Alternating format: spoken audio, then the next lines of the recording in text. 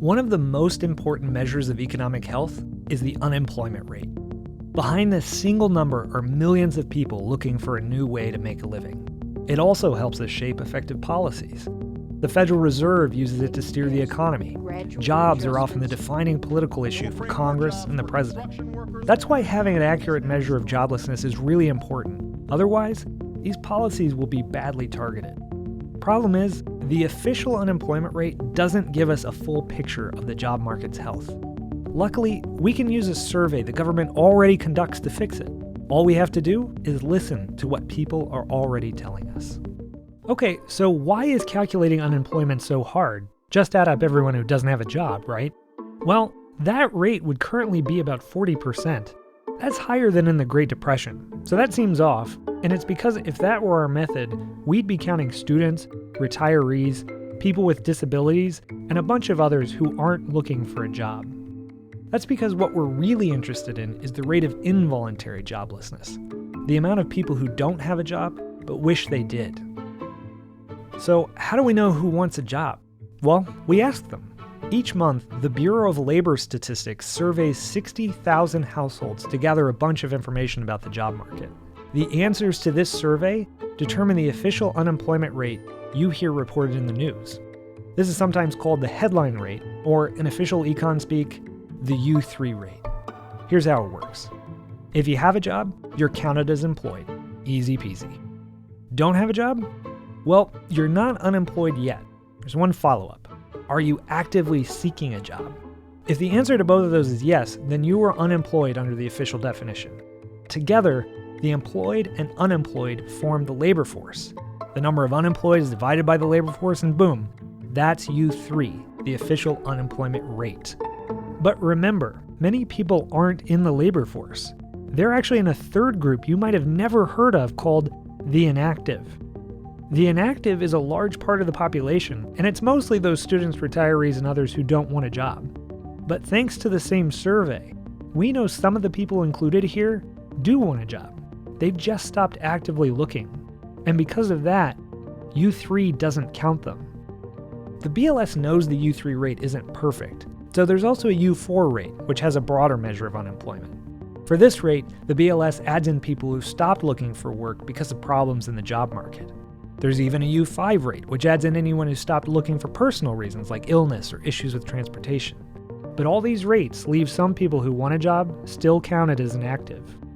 Now there is one more measure, the U6. It adds in part-time workers who want full-time jobs.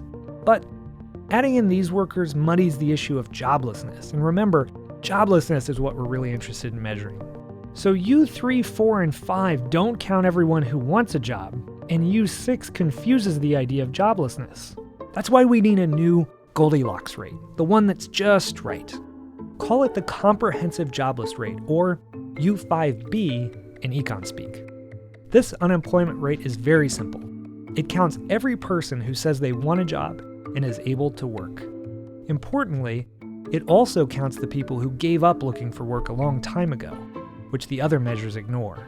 In other words, the U5B fully captures involuntary joblessness for the first time. The difference in rate may seem small, but it reflects millions of people.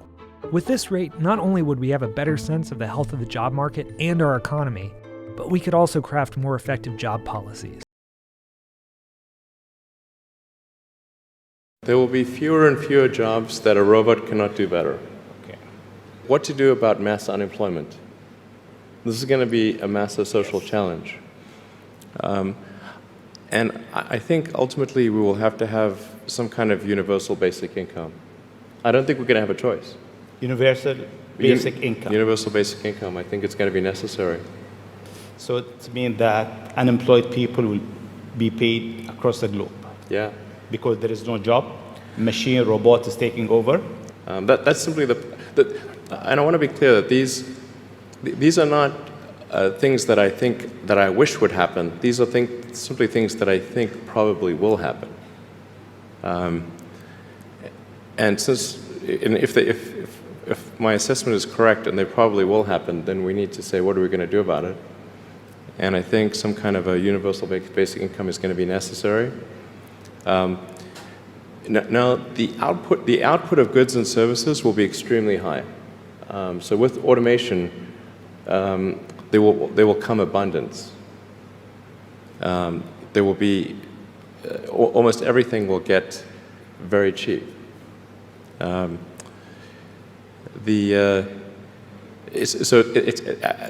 think I think we'll just end up doing a universal basic income. It's going to be necessary. The harder challenge, much harder challenge, is how do people then have meaning? Like a lot of people, they derive their meaning from their employment. So if you don't have, if you're not needed, if there's not a need for your labor, how do you, what's the meaning? Do you have meaning? Do you feel useless? That's a much harder problem to deal with.